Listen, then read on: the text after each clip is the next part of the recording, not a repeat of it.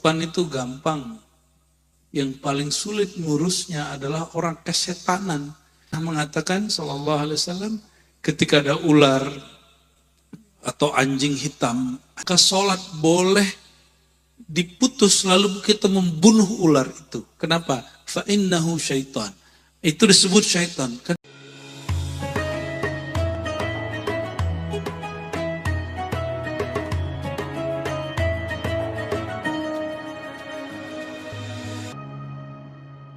Kenapa kita zikir kok jin masih? Jin itu, syaitan itu difitrahkan mengalir di seluruh pembuluh darah. Inna syaitan yajri majrad dam, hadis sahih Bukhari. Syaitan mengalir di semua pembuluh darah. Maka orang untuk kesetanan gak perlu kesurupan. Kesurupan itu gampang. Yang paling sulit ngurusnya adalah orang kesetanan. Karena setan itu suka memberi was-was. Dan dia jika sudah menulis di sosial medianya atau berkalam di channelnya atau berceramah, berkata-kata ke komunitasnya, itu kata-katanya membuat orang was-was dan terprovokasi. Orang-orang itu syaitan bertubuh manusia. Itu lebih rumit, itu nggak bisa diruqyah. Kalau jin, ruqyah sebentar selesai, pergi jinnya. Tapi kalau orang kesetanan, dia tidak tahu kalau dirinya syaitan. Maka syaitan itu sifat. Kalau iblis itu orangnya. Itu zatnya iblis, zatnya jin. Tapi kalau syaitan, sifat jika itu ada sifat-sifat itu ada pada jin, maka dia syaitan. Jika ada pada manusia itu syaitan. Dan Nabi pernah mengatakan sallallahu alaihi wasallam, ketika ada ular atau anjing hitam, anjing jahat, anjing galak mengganggu sholat, maka sholat boleh diputus lalu kita membunuh ular itu. Kenapa? Fa innahu syaitan. Itu disebut syaitan karena membuat was-was. Pernah terganggu gak sholat ketika ada binatang-binatang tertentu? Ya, apalagi yang suka hiking, ya, suka naik ke gunung-gunung, itu akan merasakan itu. Berarti syaitan kullu syai'in yuwaswisu fis sudur. Ini kaidahnya. Segala sesuatu yang memberi was-was ke dalam dada, maka dia disebut syaitan. Jadi jangan-jangan kadang handphone dapat jadi syaitan. Mesti syahadatin dulu kalau mau baca itu ya. Handphonenya nggak usah syahadat, kita yang syahadat. Oke, jadi kok jin masih sanggup? Kalau betul zikirnya sudah bertahta di dalam kolbu, mustahil jin dapat masuk. Saya jaminannya. Kecuali antum zikirnya baru menyebut, belum mengingat. Baru burung beo. Assalamualaikum, assalamualaikum. La ilaha illallah, la ilaha illallah. Allah, Allah. Jadi YouTube itu ada zikir Allah, Allah 3 jam non-stop. Ya, apakah dia mendapatkan nur? Di YouTube itu juga ada khatam Quran 30 juz. Handphonenya duluan masuk surga itu. Bukan, ya. Yang berbeda ada satu hal, ada ruh di dalam yang membaca. Nah, ini yang membedakan kita dengan benda-benda yang kita sebut smartphone itu. Maka saudara-saudariku yang makan Allah, terutama Akh Fajar ya, bagus, terima kasih kabar baiknya, sudah minta maaf kepada orang tua, ya sering-sering minta maaf. Mumpung masih hidup, jadikan mereka wasilah kita masuk surga, ridho Allah subhanahu wa ta'ala. Maka jika mau cari tahu Allah ridho, lihat orang tua sudah ridho dengan kita atau belum. Dan orang tua ada dua, ada orang tua rohani, ada orang tua jasmani. orang tua jasmani, orang tua biologis. Orang tua biologis rata-rata hanya mendoakan kemaslahatan dunia. Tapi orang tua rohani mendoakan anak-anak rohaninya selamat dunia akhirat. Kira-kira lebih kuat mana orang tua itu? Ya, maka kita kalau bertemu orang tua rohani, kita kasih tempat dia yang tinggi. Kita muliakan dia. Meskipun secara fisik mungkin umur dia masih lebih kecil dari kita. Tapi batin dia lebih tua daripada kita. Ya, jangan malu kalau ketemu orang begitu. Mampu menahan ego, memukul ego, kita sudah menang melawan diri. Ya, barangkali itu ya. Mana sanggup jin masuk ke orang zikir barusan? Kalau setan bisa, jin nggak sanggup. Kalau jin masuk, bakar deh. Aneh saksinya. Ya, tapi kalau setan bisa masuk. Tapi setan yang dulu mereka ikut berzikir dengan iblis. Iblis itu ahli zikir, Pak. Makanya tadi saya minta Ustadz Kamil Falah sholawat dulu. Ya. Sholawat dulu. Karena perbedaan antara zikir wali Allah dengan wali setan satu aja. Ada sholawatnya apa enggak? Ya. Ada sholawatnya apa? Enggak. Kenapa mesti ada sholawat? Karena orang bisa zikir cuma karena yang disebut namanya dalam sholawat itu. Siapa nama yang disebutkan dalam sholawat? Allahumma salli ala Sayyidina. Karena ada yang bernama Muhammad. Nah itu dia. Maka kita kenal dengan Sang Ahad. Kalau tidak ada dia, mana bisa tadi berzikir la ilaha illallah. Jadi yang ngajarin kita la ilaha illallah siapa? Ini bisa dibenerin gak nih? Baterainya putus-putus. Zikir juga gitu, Pak. Kalau baterainya putus-putus nggak seru.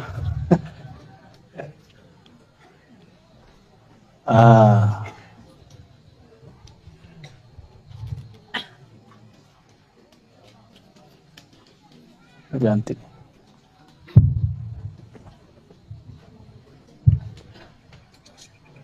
Baik.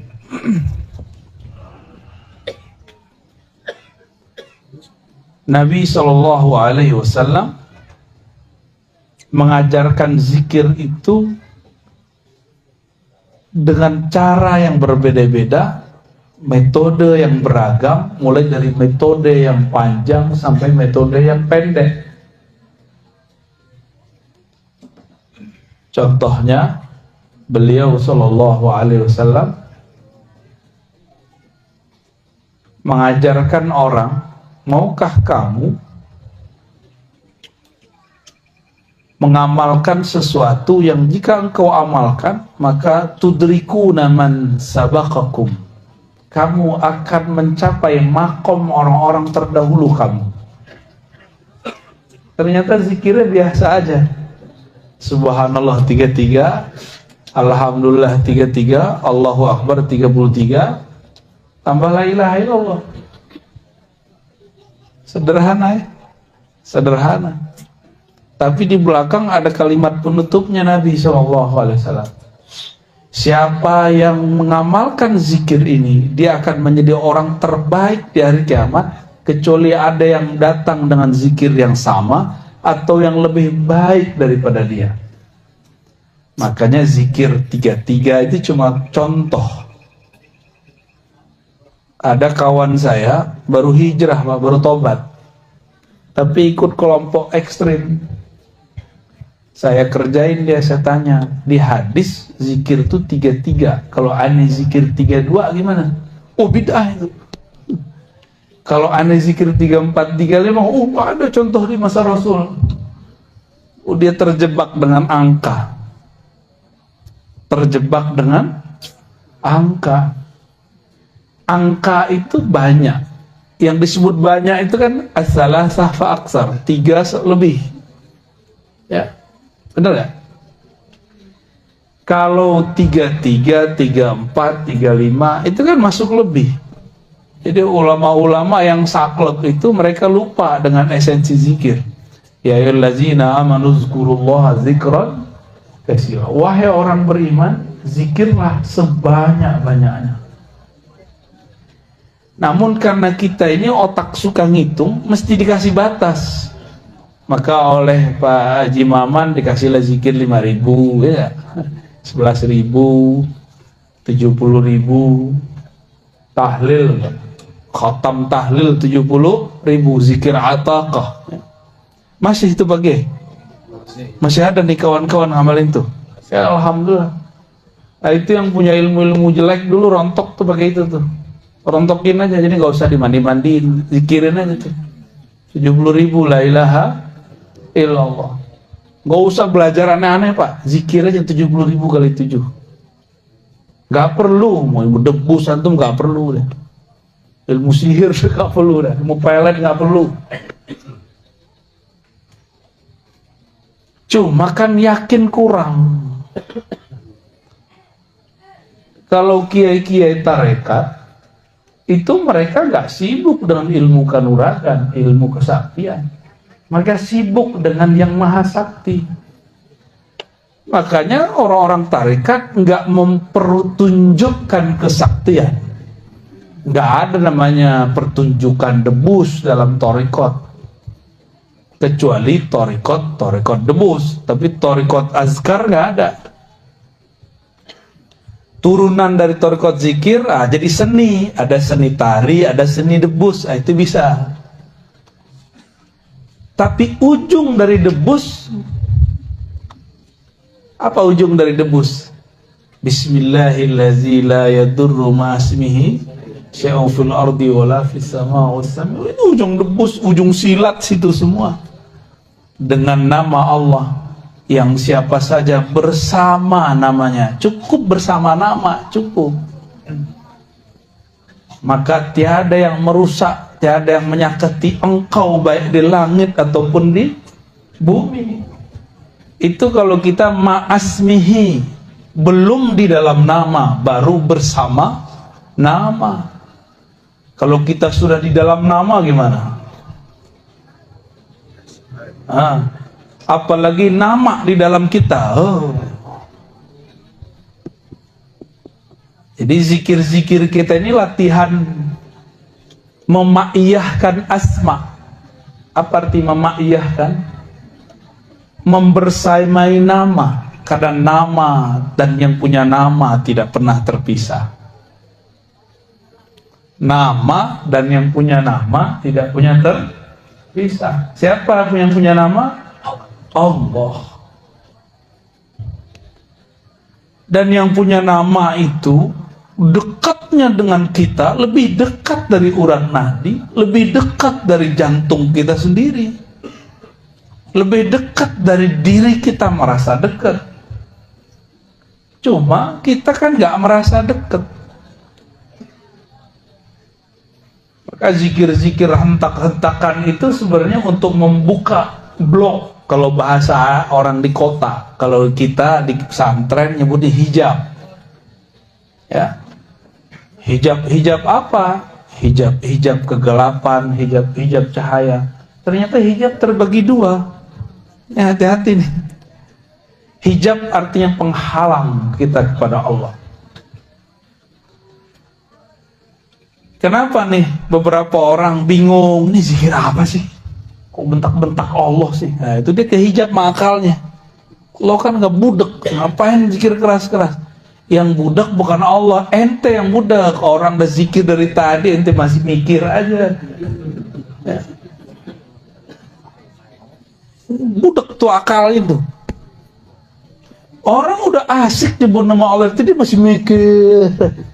Telinganya pada segede itu, di sampingnya orang udah zikrullah, masih aja nanya. Ya, itu hijab, Pak. Hijab akal itu. Apalagi yang sok-sok modern, hari gini. Iya, hari gini. Ya salam.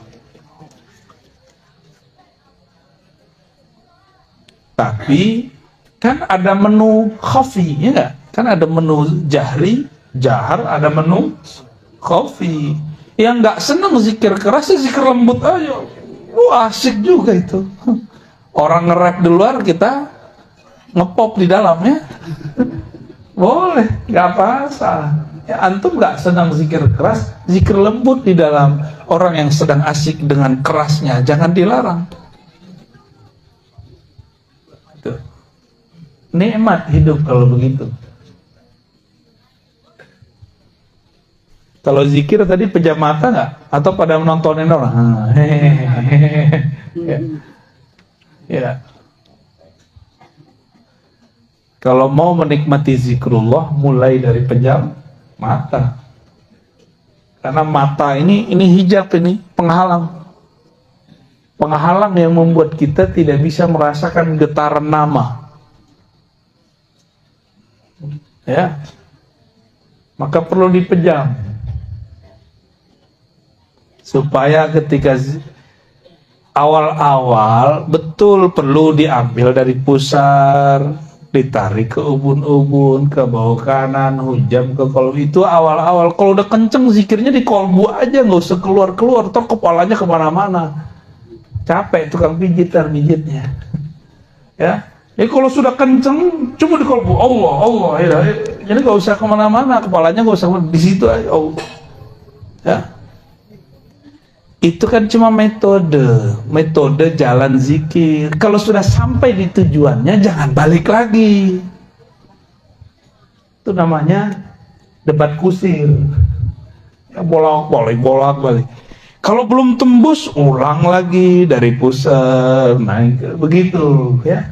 Tapi kalau sudah di situ, udah langsung main di kolbunya. Dan itu lebih enak. Kan tujuannya cuma iza zukirallah wajilat qulub. Kalau disebut nama Allah, kolbu bergetar. Kalau getarannya sudah main, maka dia akan bergerak di dalam. Gak perlu ditarik-tarik ke otak lagi, ya. Jadi besok-besok kalau zikir lagi, jadi kepala antum tuh rehat, ya. Cuma gini aja, itu udah nikmatnya bukan main. Itu jantung tuh Farhan dia. Tahu Farhan nggak? Apa arti Farhan? Hah? Farhan bukan nama teman itu. Apalagi nama yang punya toko sebelah. Oh, nama sopir Grab ya? Bukan, Farhan artinya bahagia. Karena kutul qulub zikrullah. Makanannya kolbu adalah menyebut nama Allah. Kalau makanannya kiai kan bukan hanya nasi, asap juga. Ya, ahlul hisab kan. Dukhon. Di Quran tuh ada surat Dukhon, ya. Waktu awal pandemi itu ada ustadz cocok logi nakut-nakutin umat pakai hadis palsu bahwa 15 Ramadan terjadi dukhon, ya. Kiai-kiai ketawa, ana dukhon tiap hari. Ya. Dukhon namanya itu, rokok, ya. Rokok asap. Jadi berzikir itu jangan sibuk di jalan. Nah, teknik dari ambil dari ubun-ubun segala macam itu jalan. Kalau kita sudah masuk ke dalam rumah, jangan keluar-keluar lagi. Ya. Nah, ini kepada para pencinta zikrullah nih, ya. Kalau zikirnya tadi udah cepat kan? Kolbu itu lebih cepat dari lisan, lebih cepat dari kepala. Kalau awal-awal boleh begini, la ilaha. Kalau kepala kalau udah cepat gimana? Kayak gimana tuh? Kira tripping sama orang, ya. Jadi lucu, ya. Cukup kepalanya coba. Begitulah Rasulullah SAW. Karena Rasulullah itu puncaknya zikrullah. Beliau nggak perlu gerak. Jadi kalau orang nanya Rasul nggak pernah zikir begitu, iya Rasul, bukan ente. Ente kan bukan Rasul. Dari mana kita tahu faham ini? Ketika ada orang ngadu kepada Rasulullah, wah Rasulullah itu ada orang zikir kok riak bener. Kok dia teriak-teriak? Apa kata Nabi? Uzkurullah, berzikirlah kamu kepada Allah, hatta yaqulul munafiqun muraun, sampai orang munafik tuduh kamu riya, sampai orang-orang nuduh kamu majnun. Itu kan hadis ada semua, dan hadisnya saling menguatkan, hasan li ghairihi. Yang mendhaifkan berarti ketahuan dia nih ya. Dia pengen mendhaifkan zikir kita, Pak. Di masa Rasulullah lebih dari kepala gerak, Pak. Ayat turun mereka pingsan. Di masa para tabi'in, Sayyidina Al-Hasan Al-Basri, sanad zikir kita kan salah satunya lewat Sayyidina Al-Hasan. Hasan Al-Basri berguru kepada Sayyidina Ali. Itu Al-Hasan Al-Basri dibacain ayat, dia masuk ke dalam satu masjid, orang lagi baca ayat surat Al-Hadid, alam ya'ni lilladzina amanu an takhsha'a qulubuhum li dzikrillah. Kapan orang-orang beriman hatinya tunduk jika menyebut nama Allah, hatinya tunduk untuk berzikir, hatinya betah untuk berzikir? Kapan? Nah, itu ayat turun tuh, yang tadi tuh nonton tuh. Atau tadi kalau nonton boleh tapi menikmati. Tapi yang mempertanyakan, wah bid'ah ini ya. Itu kasihan tuh yang begitu. Gak dapet ya, asrolnya dia gak dapet. Menu-menu itu banyak, gak cocok ya, gak usah dinikmati, kita pakai versi kita sendiri. Ya. Misalnya, torikot saya Syazili, di Syazili gak ada begini. Torikot itu cuma jalan. Tujuan torikot berzikir. Sekarang ente sudah zikir, tinggalkan nama torikot kalau sudah nyebut nama Allah. Jadi kadang-kadang torikot itu jadi hijab, muter, padahal dia sudah dekat. Udah mau masuk dia jalan lagi, udah masuk dia jalan lagi. Oh, itu bukan torikot saya. Jangan begitu kalau sama Allah ya. Apa arti torikoh? Jalan. Kalau alamatnya udah dapet, masih penting nggak jalan? Udah nggak penting jalan, Pak. Yang penting nyampe. Ya. Yang penting, untuk apa punya banyak mobil bagus, tapi nggak satu pun bisa disetir? Ya, bensinnya nggak ada. Untuk apa punya banyak motor tapi nggak satu pun ente bisa bawa? Satu kendaraan tapi sampai bisa nganter kita bolak-balik, nggak rusak-rusak, itu lebih afdol. Ya. Kan banyak juga yang datang ke saya, oh saya banyak torikot. Iya. Nah. Terus maksudnya apa banyak torikot? Ya gitu. Pengen unjuk gigi ya, untuk apa? Kalau orang banyak torikot, pencirian dia nyaman zikrullah. Bukan kemana-mana kor-kor, aku banyak zikir, aku banyak kira, aku banyak torikot, banyak. Nggak perlu ngomong begitu. Ya. Bapak Ibu yang melakukan Allah, di saat orang-orang berzikir la ilaha illallah, di saat itu jika lisannya bersamaan dengan jiwanya, di satu makom nih, lisannya sama dengan jiwanya, jiwa lain dengan kolbu, jiwatun nafs, jiwanya bisa dikendaliin, maka jiwanya langsung menjadi mutmain. Nah, kalau masuk ke kolbu jadi radiyah mardiyah. Kalau orang zikir la ilallah dengan kolbunya, dengan jiwanya, apa yang hasil pada dirinya, itulah yang disebut di dalam hadis qudsi, la ilaha illallahu hisni. La ilaha illallah itu benteng aku, bentengnya Allah. Jadi bentengnya Allah bukan tembok tebal-tebal, tapi kalimah yang sudah masuk mendarah daging ke dalam badan, itulah benteng hakiki. Nanti kalau pandemi datang yang gede lagi, panik nggak? Kalau panik berarti bentengnya belum kuat. Kena nggak apa-apa, yang penting jangan panik. Karena serangan virus itu bukan ke badan yang bahaya. Yang bahaya itu ke pikiran. Berarti benteng rohaninya jebol.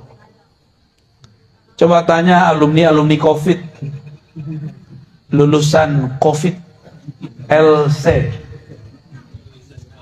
lulusan COVID, tanya tuh, pasti waktu mengalami dia kayak pengen mati aja bawaannya, putus asa, bener gak? Putus asa itu adalah torekot syaitoniyah, torekotnya setan, isinya was-was. Jadi orang mati bukan karena COVID-nya, mati karena was-was. Apalagi Bapak bisa bayangin, Ibu bisa bayangin, diisolasi mandiri, enggak, tapi isolasi karantina, bukan mandiri. Di karantina nggak boleh ketemu siapa-siapa, wah itu lebih gawat lagi. Dan dia belum pernah belajar thariqah zikir. Orang ini kasihan, sungguh kasihan. Nggak ada teman zikirnya, nggak ada temannya. Ya, disitulah pengalaman kita, kawan-kawan kita banyak yang meninggal. Dan kawan-kawan saya pernah belajar zikir Allah dalam kolbu dan la ilaha illallah, rata-rata mereka sehat, rata-rata. Dan ketika sehat dia datang kepada kita terus bilang, terima kasih Bu ya, terima Ustaz udah ngajarkan zikir ini. Jadi teman saya ketika saya sakit. Kalau dia mati dalam zikrullah. Kalau dia hidupnya betul-betul berkesan. Cuma maklum, manusia kan pelupa.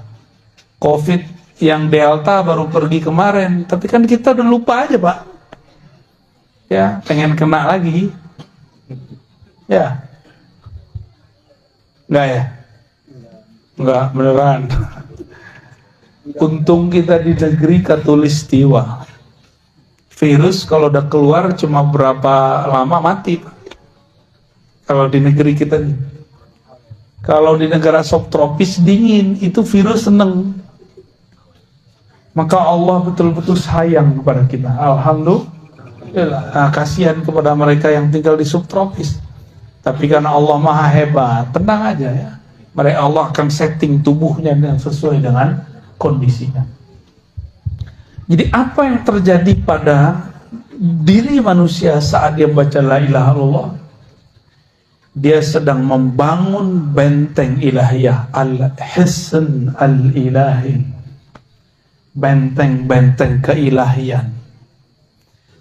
Kalau udah begitu, udah dapat zikrullah, kok masih belajar zikir khadam?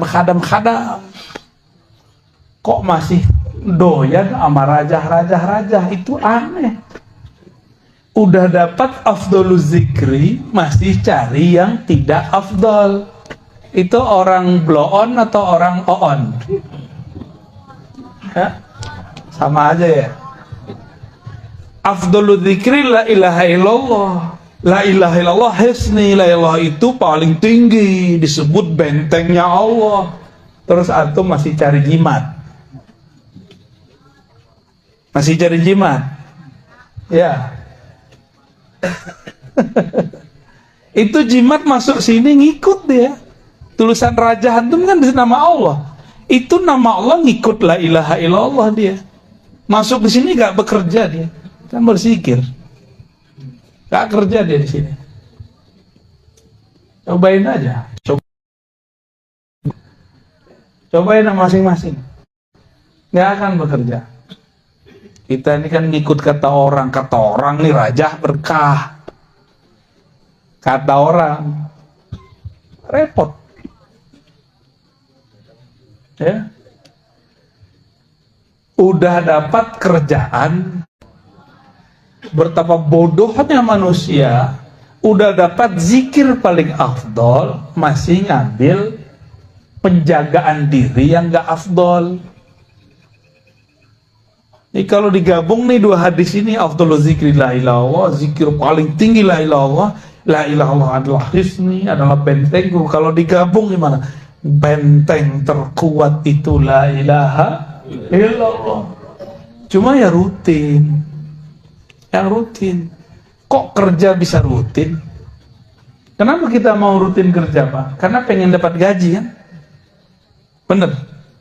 Kenapa nih bapak-bapak ini mau rajin kerja di sawah, di ladang, dagang, di kantor, guru? Kenapa? Karena pengen dapat hasil. Ini hasilnya udah Allah kasih duluan. Masih kurang yakin? Jangan-jangan memang kita kurang yakin kepada Allah Subhanahu wa ta'ala. Itu Nabi Sulaiman mau terbang zikirnya bismillah doang, Pak. Saya. Jadi Nabi Sulaiman cukup dengan bismillah terbang. Kita udah bui-bui baca la ilaha illallah nggak terbang-terbang ya. Emang mau terbang? Kurang keren, Pak, terbang pakai bismillah. Yang keren itu pencet-pencet aja pakai tangan. Nah, dapat tiket terbang. Bismillah.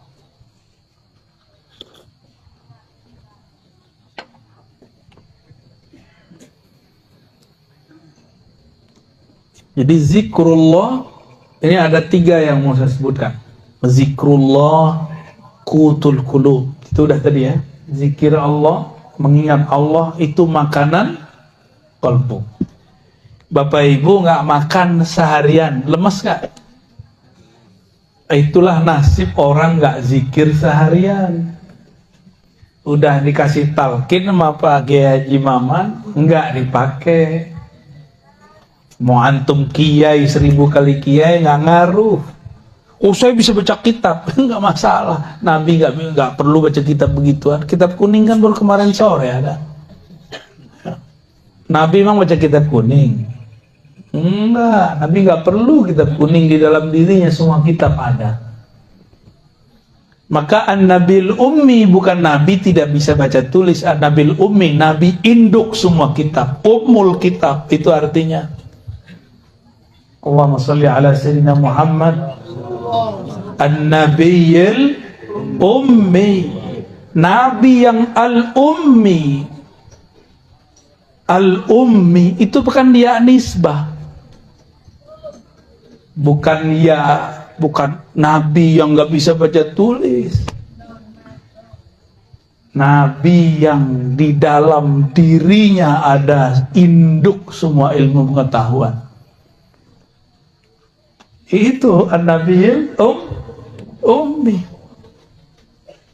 Salah satu pengetahuan kitab di dalam qalbu Nabi adalah risalah la ilaha illallah. Ketika beliau mengatakan afdalu dzikri la ilallah, itu adalah ikhtisar dari isi kitab di qalbunya.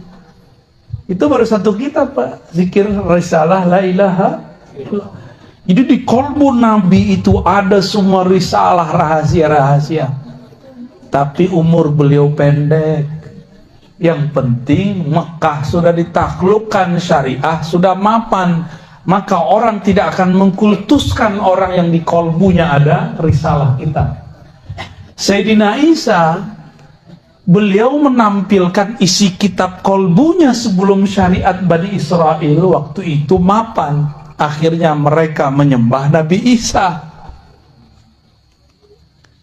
Salah satu isi risalahnya apa? Rahasia nama Allah Hayyun dan Hayat, Muhyi. Ada orang udah mati, dipegang dadanya oleh beliau, hidup. Hidup, Pak. Orang kira ini Tuhan, ini bukan manusia ini. Nabi Muhammad kan sering melakukan itu, cuma nggak dieksplor di banyak riwayat. Saya pegang, Pak, beberapa riwayatnya. Nabi menghidupkan orang mati, ada riwayatnya. Tapi didoifkan oleh ahli hadis yang nggak percaya. Mereka cari-carilah kesalahan hadis itu. Itulah rahasia kenapa syariat dimapankan di masa Rasulullah. Sedangkan rahasia-rahasia kolbu ini tidak berhenti, turun terus. Inilah makna al-ulama warasatul anbiya. Ulama mewarisi risalah-risalah kitab dari kolbu an-nabi al-ummi.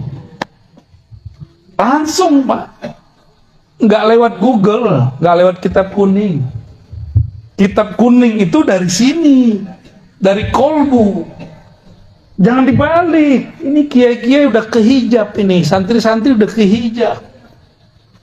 Kok kolbu ngikutin kitab kuning? Salah itu. Kitab kuning pemahamannya harus ngikutin rahasia warisan kolbu Rasulullah SAW. Itu ya baru sahih warisan Rasulullah. Baru pewaris Rasul ente. Kalau enggak pewaris kitab bulukan itu namanya. Itu kan kitab komersial. Orang jualan supaya kaya. Udah kaya itu yang jualan kitab. Kita masih puji baku. Dan berapa banyak kitab yang salah cetak. Laknya hilang, gawat sudah. Udah berapa banyak kitab salah cetak. Kalau nggak punya kolbu, beres kita. Sesat, menyesatkan udah. Saya udah banyak Pak ketemu. Tiap hari kan kita kerjaannya bolak-balik kita. Kita bingung, ini kitab ini kok masih dipertahankan di pesantren. Ya. Banyak. Kita ini kan fanatis ke kitab kuning. Kitabun mubin nggak fanatis. Ya. Kitabun mubin. Itulah umul kitab. Rahasianya ada di Al-Fatihah. Al-Fatihah terkumpul di dalam basmalah. Basmalah terkumpul dalam ba. Ba terkumpul dalam satu titik. Nah, kalau sudah di titik nggak usah keluar-keluar lagi, zikirnya di situ aja. Ya. Makanya kolbu itu belakangnya ba supaya langsung masuk ke sana. Di depannya qaf. Wah, itu rahasia-rahasia huruf tuh banyak ya. Saya nggak usah bahas rahasia huruf lama-lama ini.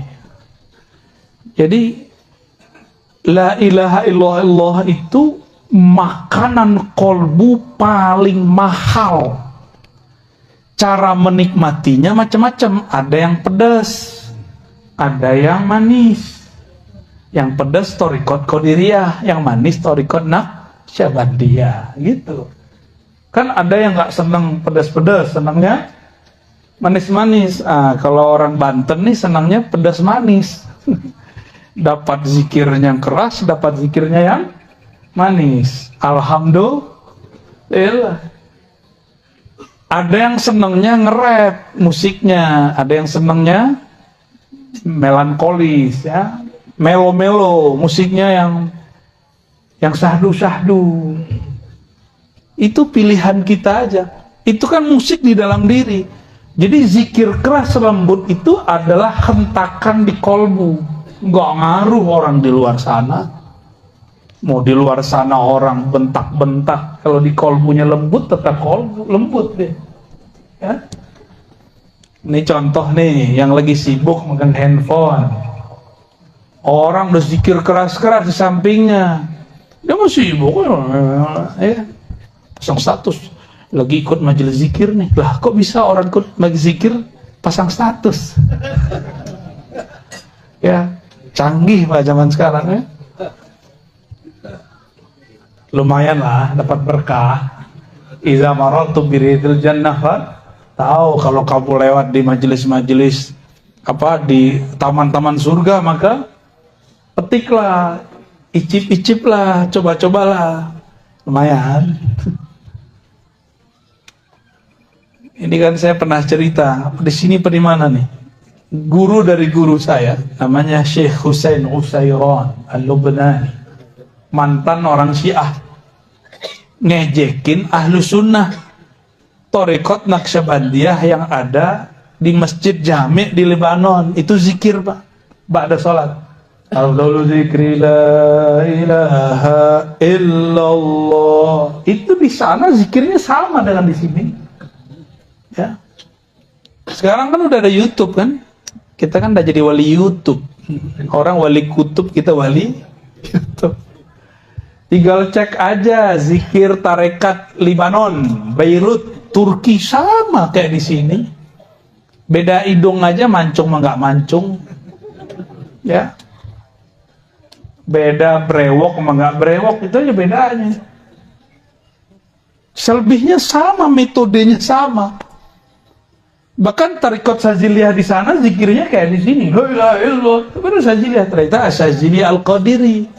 Kalau di sini kan anak Syabandi ada Qadiriyahnya, Qadiriyah ada Syabandiyahnya. Yang penting dapat Qadiriyah udah pasti zikirnya kenceng. Ini orang Syiah mau main-main, ikut goyang-goyang pala. Masuklah dia langkahilah itu bahu-bahu orang yang sedang getaran zikirnya lagi dahsyat. Duduk di tengah. Padahal itu porosnya zikrullah. Dia duduk di situ. Dari kiri kanan, coba kepalanya miring. Dicoba Pak, pejam matanya, kepalanya pertama ke kanan. La ilaha, pas illallah hanyut, terbawa arus karena dia di dalamnya kosong. Hanyut, hilang benar. Tiba-tiba dia bangun, dia lihat kok nggak ada orang zikir. Ternyata dia masuk ke alam barzakh. Dia mati suri sesaat. Datang malaikat munkar nakir, man rabbuka? Oh, nggak bisa jawab. Lepotan. Itu digampar-gampar, disiksa. Udah lama, udah rasanya ribuan tahun. Terjadi kiamat. Dibangkitkan, lebih kaget lagi. Sampai kemudian di mizan, ditimbang, dihisab. Salah satu hisab dia ngejek orang berzikir. Pas masuk ke sirat jatuh. Pas jatuh bangun deh. Orang-orang baru selesai kayak tadi, la ilaha illallah Muhammadur Rasulullah. Baru selesai. Karena Muhammad Rasulullah itu narik dia keluar lagi. Kejadian Pak, ini guru ahli hadis di hari akhir hayatnya. Tadinya Syiah benci sahabat Nabi, jadi pencinta sahabat Nabi. Tadinya nggak hafal Alfiyah, pengen belajar hadis, kata gurunya, ente kalau mau belajar hadis harus kuat bahasa. Untuk kelas kamu harus kuat Alfiyahnya atau Jurumiyah. Dia pilihlah Alfiyah, 6 bulan dihafal. Berangkat pagi dia hafal 2 bait, pulang dia hafal 2 bait, malam dia setoran. 6 bulan khatam. Ditalkinlah zikir Naqsyabandiyah, zikir Syaziliyah, zikir Qadiriyah. Menjadi mursyid agung di tanah Syam. Namanya Syekh Husain Utsairan. Saya ketemu murid beliau. Orang-orang yang sudah punya benteng itu nggak ke bawah Pak, itu hebatnya. Jadi kenapa antum ini sudah nggak larut? Karena sudah ada benteng di dalam kolbunya. Kalau nggak lewat pingsan-pingsan semua pasti. Saya kan ngalami hal yang sama waktu kecil. Ya, zikir Samaniyah Qadiriyah.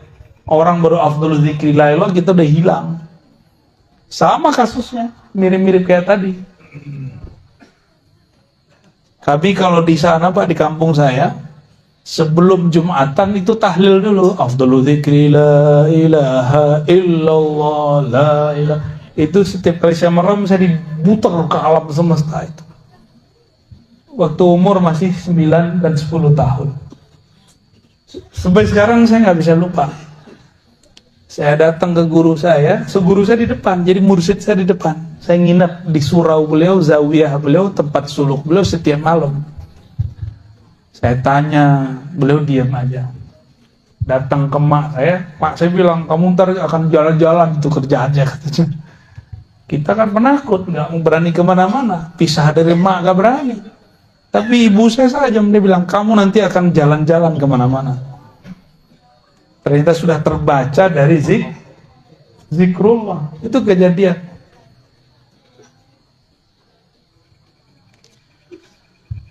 Maka la ilaha illallah itu sayrus salikin. Nah, la ilaha illallah itu adalah hiburan jalan-jalannya para salih. Jadi walaupun nih kita nih coba orang-orang yang sudah menikmati zikrullah, ajak dia jalan-jalan, dia kurang nggak menikmati benar. Tapi kalau diajak ke kuburan, pesantren, ziarah ke kiai, itu dia baru seneng. Diajak ke puncak, dia mikir bagus di tempat gua kali. Ya, bapak ini diajak ke puncak Bogor, gimana ngomongnya? Bagusan di mana? Bagusan di sini kan? Di sono udah macet, Pak. Gunungnya sih masih bagus, ke sononya 3 jam buka tutup.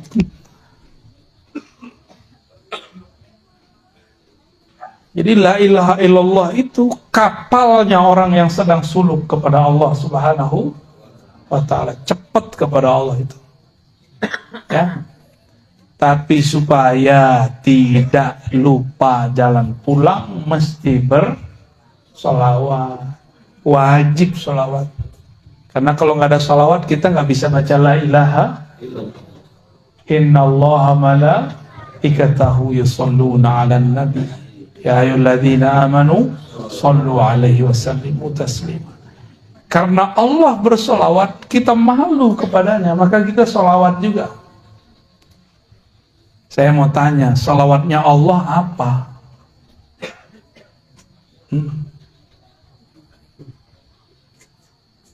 Kalau malaikat kan Allahumma sholli ala Muhammad, itu malaikat. Allah solawatnya gimana?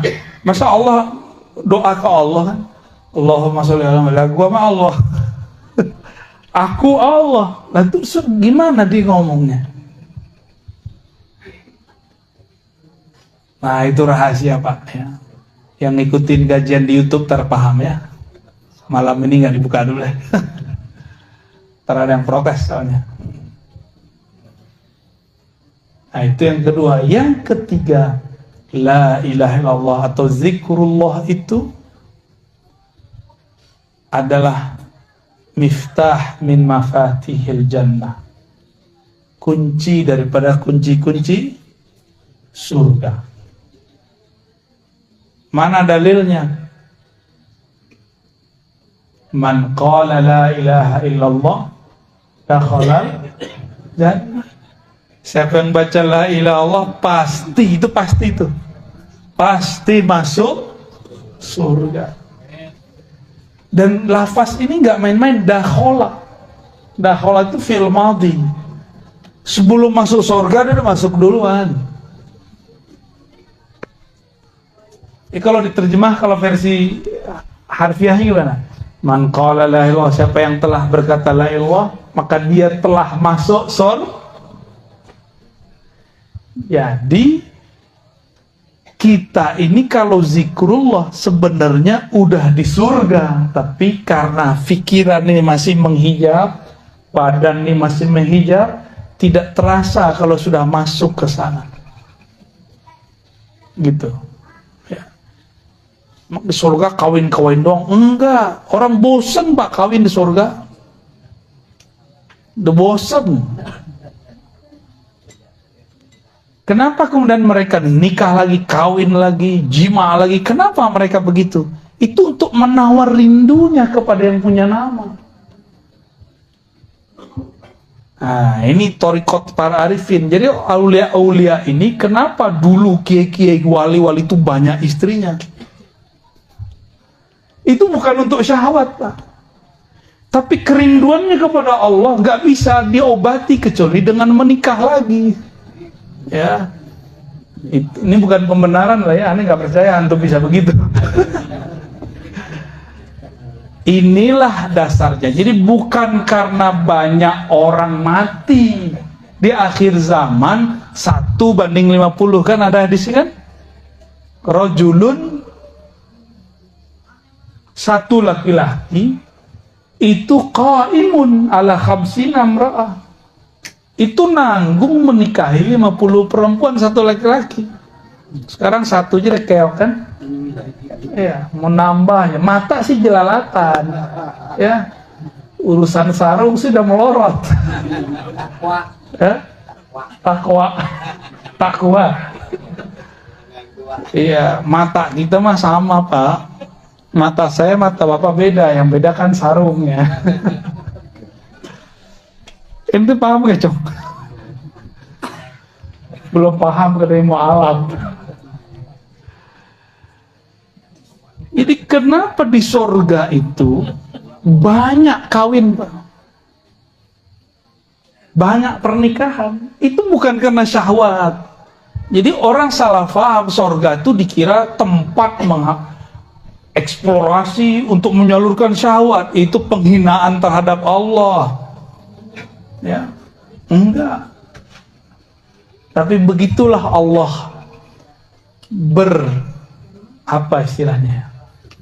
Bersiloka, bersendagurau dengan hambanya. Ada hamba-hamba yang kebawa sendaguraunya.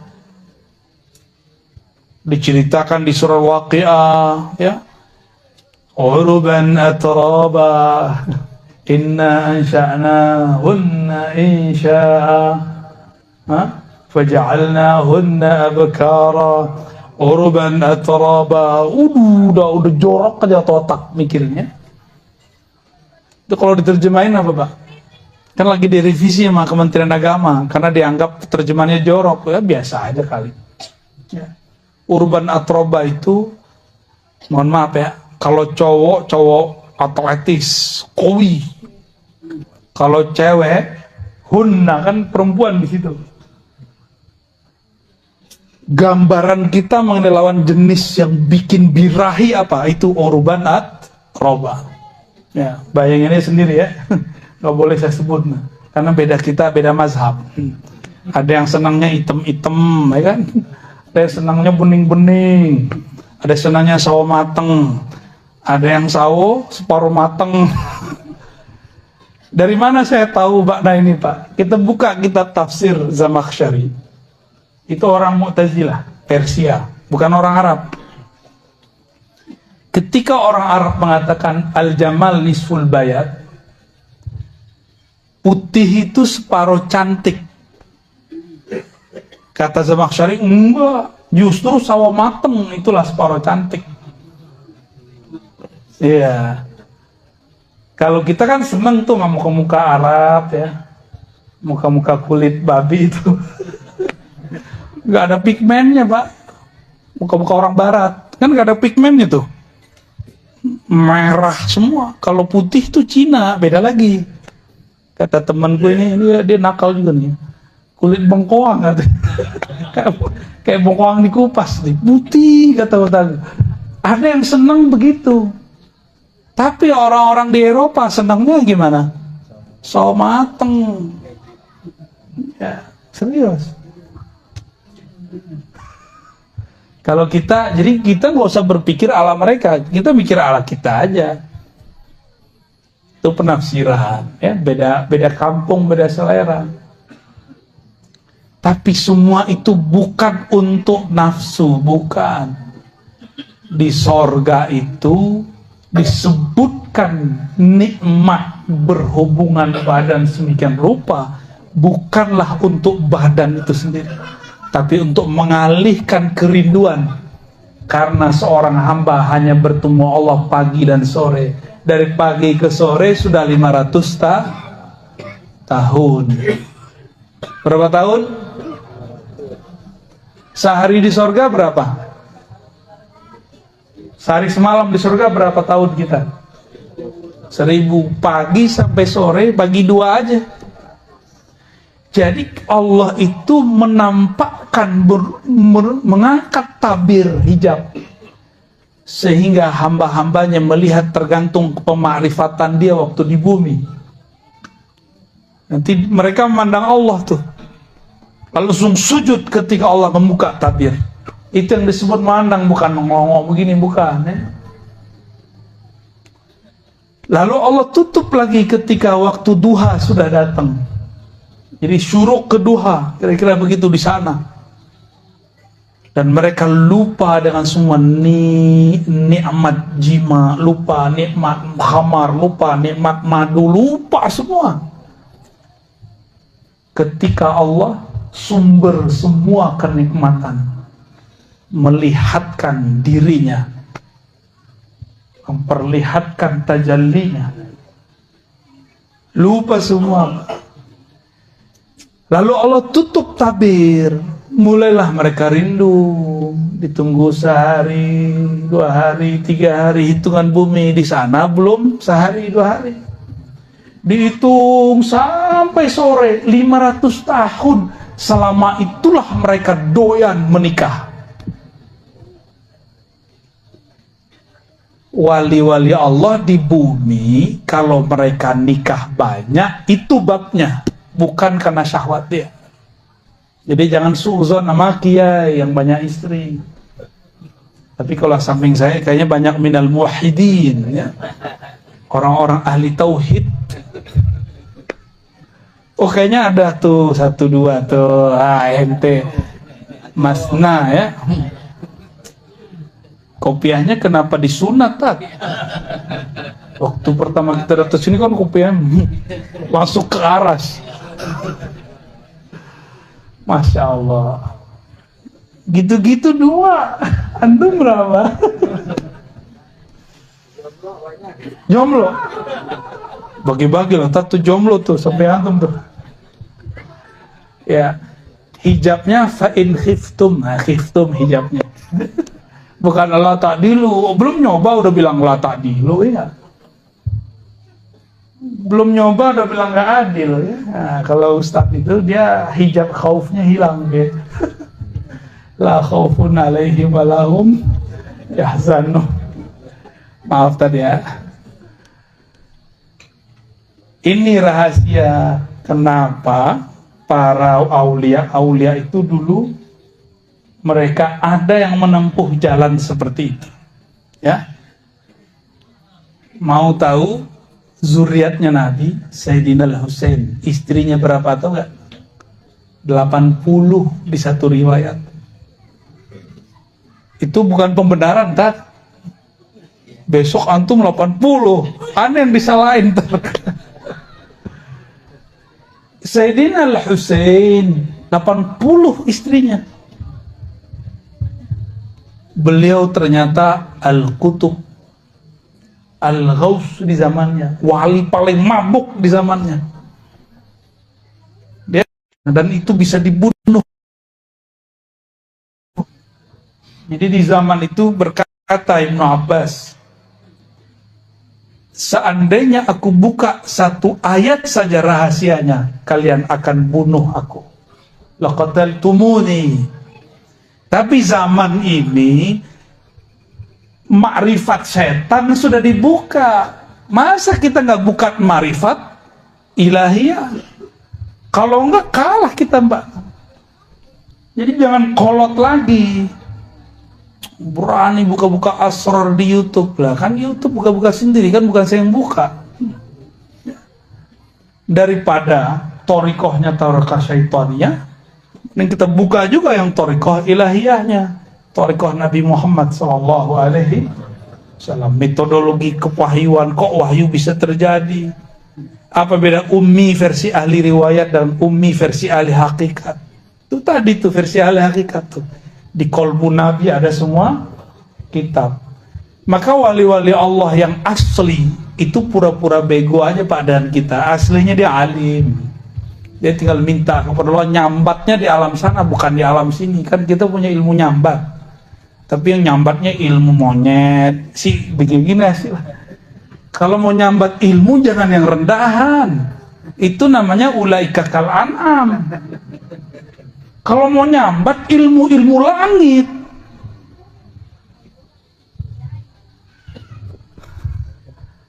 Ya.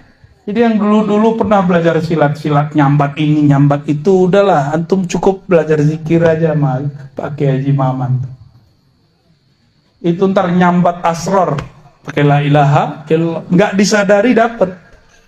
Asrar itu kan nggak perlu antum jadi aneh-aneh. Justru semakin masuk kalimat itu semakin normal kita hidup, semakin jadi manusia yang utuh,